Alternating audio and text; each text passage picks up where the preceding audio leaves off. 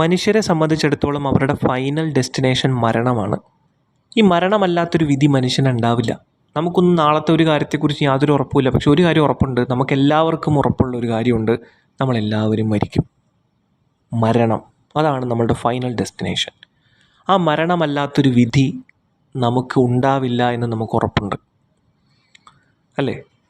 മരണമല്ലാത്തൊരു വിധി നമുക്കുണ്ടാവേ ഇല്ല എന്ന് ഉറപ്പുണ്ടായിട്ട് നമ്മൾ ദിവസം ചെയ്യുന്ന എല്ലാ കാര്യങ്ങളും മരിക്കാതിരിക്കാൻ വേണ്ടിയിട്ടുള്ള പരിശ്രമങ്ങളാണ്.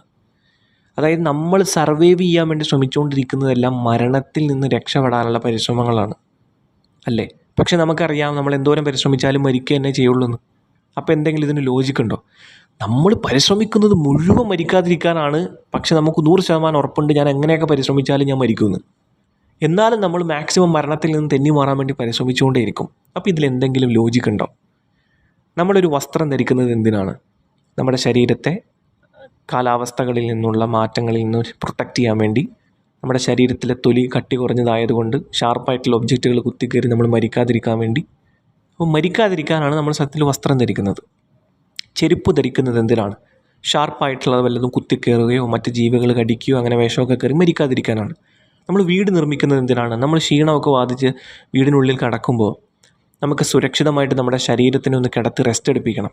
ആ സമയത്ത് മറ്റു ജീവികൾ നമ്മൾ ആക്രമിച്ച് കൊല്ലാൻ പാടില്ല, മറ്റ് ജീവികളുടെ ഉപദ്രവം നമുക്കുണ്ടാകാൻ പാടില്ല, മറ്റു വസ്തുക്കൾ നമ്മുടെ മേത്ത് വന്ന് വീണ് നമ്മൾ മരിക്കാൻ പാടില്ല. വീടുണ്ടാക്കുന്നതും മരിക്കാതിരിക്കാനാണ്.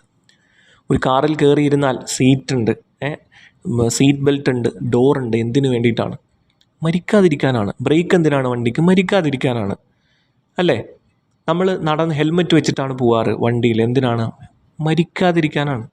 നമ്മൾ ആഹാരം കഴിക്കുന്നത് എന്തിനാണ്? മരിക്കാതിരിക്കാനാണ്. ശ്വസിക്കുന്നത് എന്തിനാണ്? മരിക്കാതിരിക്കാനാണ്, അല്ലേ? നമ്മൾ ചെയ്യുന്ന എല്ലാ കാര്യങ്ങളും, ഞാനിപ്പോൾ ജോലി ചെയ്യുന്നത് ഒരു ട്രാഫിക് ഡിപ്പാർട്ട്മെൻറ്റൊക്കെ ആയിട്ട് ബന്ധപ്പെട്ട ഒരു സെക്ഷനിലാണ്. ഇവിടെ വരുന്ന ആളുകളുടെ കാഴ്ച പരിശോധിക്കുമ്പോൾ ഞാൻ എന്തിനാണ് കാഴ്ച പരിശോധിച്ച് കമ്പ്യൂട്ടറിൽ എൻ്റർ ചെയ്യുന്നത്? ഇവന് കാഴ്ച ഉണ്ടെങ്കിലാണ് ഇവൻ സുരക്ഷിതമായി വണ്ടി ഓടിക്കുകയുള്ളൂ. അങ്ങനെ ഓടിച്ചാൽ ഇവൻ മരിക്കാതിരിക്കുകയുള്ളൂ, മറ്റുള്ളവരും മരിക്കാതിരിക്കുകയുള്ളൂ. അപ്പോൾ ഞാൻ ഈ ചെയ്യുന്ന ജോലിയും മരണവുമായി ബന്ധപ്പെട്ടതാണ്. ഹോട്ടൽ, ആശുപത്രി, തുണിക്കട, പച്ചക്കറിക്കട, സർവ്വ കാര്യങ്ങളും മരിക്കാതിരിക്കാൻ വേണ്ടിയിട്ടുള്ള പരിശ്രമമാണ്. സ്വർണം, ധനം, ഇതെല്ലാം നമുക്ക് സർവൈവ് ചെയ്യാൻ വേണ്ടി, മരിക്കാതിരിക്കാൻ വേണ്ടിയുള്ള വിഭവങ്ങളാണ്. നമുക്കും മറ്റു തലമുറയ്ക്കും വേണ്ടി നമ്മൾ ഒരുക്കി വെക്കുന്നതാണ്. അവർക്ക് മാക്സിമം സർവൈവ് ചെയ്യണം. എന്തിൽ നിന്നും? മരണത്തിൽ നിന്നും സർവൈവ് ചെയ്യണം. അപ്പോൾ നിങ്ങളിതൊന്ന് ആലോചിച്ച് നോക്ക്. നമ്മൾ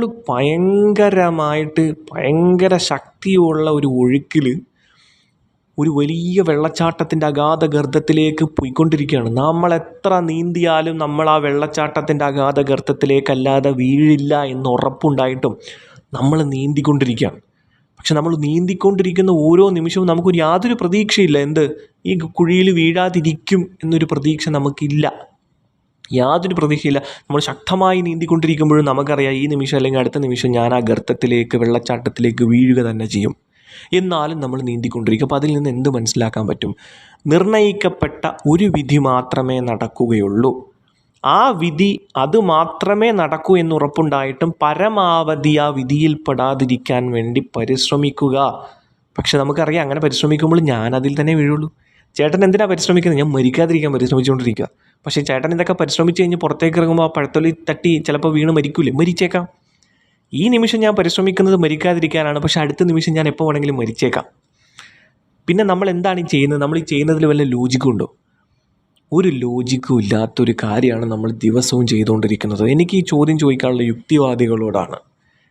നിർണയിക്കപ്പെട്ട ഒരു വിധി മാത്രമേ നടക്കൂ എന്ന് ഉറപ്പുണ്ടായിട്ടും, നിങ്ങളുടെ ഫൈനൽ ഡെസ്റ്റിനേഷനായ മരണമെന്ന നിർണയിക്കപ്പെട്ട വിധി മാത്രമേ നടക്കൂ എന്നുറപ്പുണ്ടായിട്ടും, ആ മരണമല്ലാത്ത മറ്റൊരു വിധി നടക്കില്ല എന്നുറപ്പുണ്ടായിട്ടും, നീ എത്തരത്തിൽ പരിശ്രമിച്ചാലും, ഏതൊക്കെ രീതിയിൽ പരിശ്രമിച്ചാലും, ഏതൊക്കെ രീതിയിൽ ചിന്തിച്ചാലും, ഏതൊക്കെ രീതിയിൽ നിൻ്റെ യുക്തിയെ ഉപയോഗിച്ചാലും മരണമല്ലാത്തൊരു വിധിയിലേക്ക് നീ വീഴില്ല എന്നുറപ്പുണ്ടായിട്ടും നീ ചെയ്യുന്ന ഓരോ പരിശ്രമങ്ങളും മരണത്തിനെ അതിജീവിക്കാൻ വേണ്ടിയാണ്, മരണത്തിൽ നിന്ന് രക്ഷപ്പെടാനാണ്. അവസാനം നീ മരണത്തിൽ തന്നെ വീഴുമെന്ന് ഉറപ്പിച്ചുകൊണ്ട്.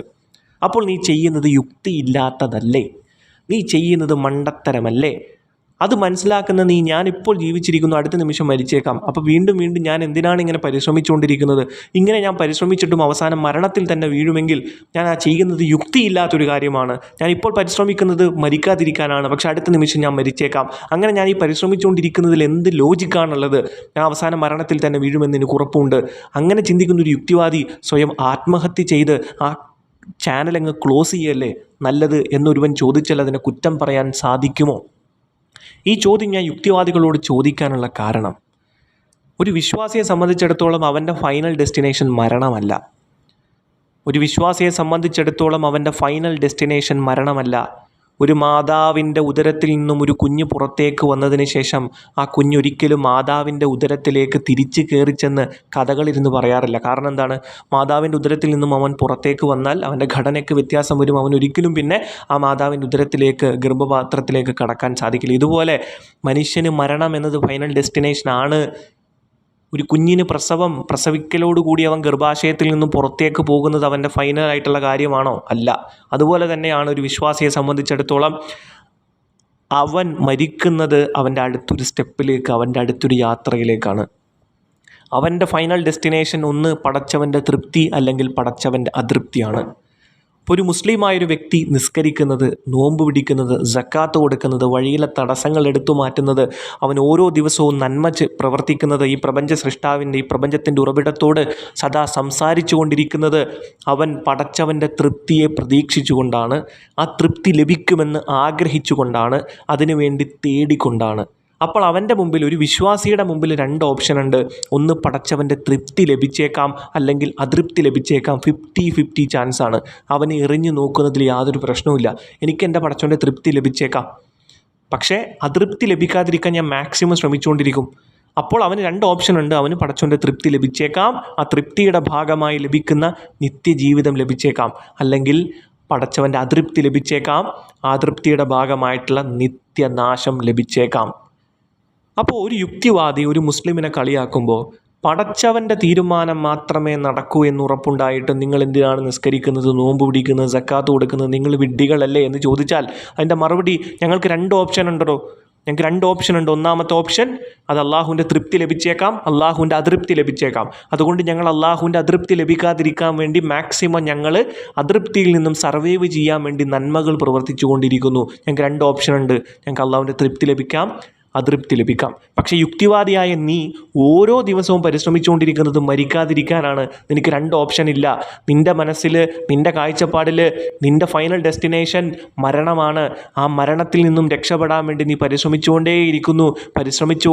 അവസാനം നീ മരണത്തിൽ തന്നെ വീഴുമെന്ന് ഉറപ്പുണ്ടായിട്ടും അപ്പോൾ നീ എത്തിച്ചേരുന്നത് മരണമെന്ന് പറയുന്ന ചിന്തയിലേക്കാണ്. അപ്പോൾ നിൻ്റെ മനസ്സിൽ പടച്ചവനില്ല, മരണശേഷം ഒരു ജീവിതമില്ല, നിനക്ക് ആകപ്പാടെ ഉള്ളത് മരണമാണ്, മരണം കഴിഞ്ഞാൽ പിന്നെ ഒന്നുമില്ല എന്നാണ് നീ പറയുന്നത്. അപ്പോൾ നിന്നെ സംബന്ധിച്ചിടത്തോളം മരിച്ചതിന് ശേഷം ഒന്നുമില്ല, പക്ഷെ അടുത്ത നിമിഷം നീ മരിച്ചേക്കാം. പക്ഷെ നീ പരിശ്രമിക്കുന്നത് മുഴുവൻ മരിക്കാതിരിക്കാനാണ്. മരണമല്ലാത്തൊരു വിധി നിനക്കുണ്ടാവില്ല എന്നുറപ്പുണ്ടായിട്ടും, മരണമല്ലാത്തൊരു വിധിയിലേക്ക് നീ പോവില്ല എന്ന് ഉറപ്പുണ്ടായിട്ട്, നീ എന്ത് ചെയ്താലും മരണത്തിൽ തന്നെ വീഴുമെന്ന് ഉറപ്പുണ്ടായിട്ട് നീ ചെയ്യുന്നതെല്ലാം മരണത്തിൽ നിന്ന് രക്ഷപ്പെടാനുള്ള സർവൈവൽ മെത്തേഡുകളാണ്. അപ്പോൾ അതിനെന്തെങ്കിലും ലോജിക്കുണ്ടോ? ഒരു മുസ്ലിമിന് 2 ഓപ്ഷനുകളുണ്ട്. ഒന്ന് പടച്ചവൻ്റെ തൃപ്തി, പടച്ചവൻ്റെ അതൃപ്തി. അപ്പോൾ 2 ഓപ്ഷനുള്ള ഒരു മനുഷ്യൻ അതിൽ പടച്ചവൻ്റെ തൃപ്തി ലഭിക്കാൻ വേണ്ടി നന്മകൾ പ്രവർത്തിക്കുന്നു, അത് ചെയ്ത് മുന്നോട്ട് പോകുന്നത് ലോജിക്കില്ലായ്മയാണെങ്കിൽ, അടുത്ത നിമിഷം മരിക്കുമെന്ന് ഉറപ്പുണ്ടായിട്ടും ഈ നിമിഷം മരിക്കാതിരിക്കാൻ വേണ്ടി പരിശ്രമിച്ച് അവസാനം ആ മരണത്തിൽ തന്നെ വീഴുമെന്ന് ഉറപ്പുണ്ടായിട്ടും ആ വിഡ്ഢിത്തരം വീണ്ടും വീണ്ടും ചെയ്തുകൊണ്ടിരിക്കുന്ന നീ സ്വയം ആത്മഹത്യ ചെയ്ത്, ഈ ജീവിതത്തിനൊരു ലോജിക്കേ ഇല്ല, ഞാൻ ചെയ്തുകൊണ്ടിരിക്കുന്ന മുഴുവൻ മണ്ടത്തരമാണ് എന്ന് മനസ്സിലാക്കി ആത്മഹത്യ ചെയ്ത് അത് ലോകത്തിൻ്റെ മുമ്പിൽ കാണിക്കണം. എന്നാലേ നിൻ്റെ വാദം പൂർണ്ണമാവുള്ളൂ. ഈ ചെയ്യുന്നത് ലോജിക്കില്ല എന്നുള്ളതിന് വാദം പൂർണ്ണമാവണമെങ്കിൽ അങ്ങനെ ചെയ്യണം. പക്ഷെ ഞങ്ങൾ അങ്ങനെ ചെയ്യാനല്ല ഞാൻ പറയുന്നത്, പക്ഷെ നിങ്ങൾ ചെയ്യുന്നത് അങ്ങനെ ചെയ്തേക്കരുത് കേട്ടോ. കാരണം യുക്തിവാദത്തിന് സപ്പോർട്ട് ചെയ്യാൻ വേണ്ടി വേണമെങ്കിൽ ഞാൻ അങ്ങനെ ചെയ്തേക്കാമെന്ന് പറഞ്ഞ് കാണിക്കുന്ന കുറേ മണ്ടന്മാരുണ്ടാവാം. അങ്ങനെ ചെയ്യരുത്. ഞാനങ്ങനെ പറഞ്ഞു വിചാരിച്ച് അങ്ങനെ ചെയ്യാൻ പാടില്ല. അപ്പോഴും ഒരു വിശ്വാസിയെ സംബന്ധിച്ചിടത്തോളം അവന് 2 ഓപ്ഷൻ ഉണ്ട്. പടച്ചവൻ്റെ തൃപ്തി ലഭിച്ചേക്കാം, അതൃപ്തി ലഭിച്ചേക്കാം. അതുകൊണ്ട് നിർണയിക്കപ്പെട്ട ഒരു വിധി മാത്രമേ നടക്കൂ എന്നുറപ്പുണ്ടായിട്ടും അതിനെതിരെ പ്രവർത്തിക്കുന്നത് വിഡ്ഢിത്തരമാണ് എന്ന് പറയുന്ന യുക്തിവാദിക്ക് ഈ ഭൂമിയിൽ ജീവിച്ചിരിക്കുക എന്ന് പറയുന്നത് പോലും യുക്തിയില്ലാത്തൊരു കാര്യമാണ് എന്നതാണ് ഇവിടെ ഉണർത്തുന്നത്.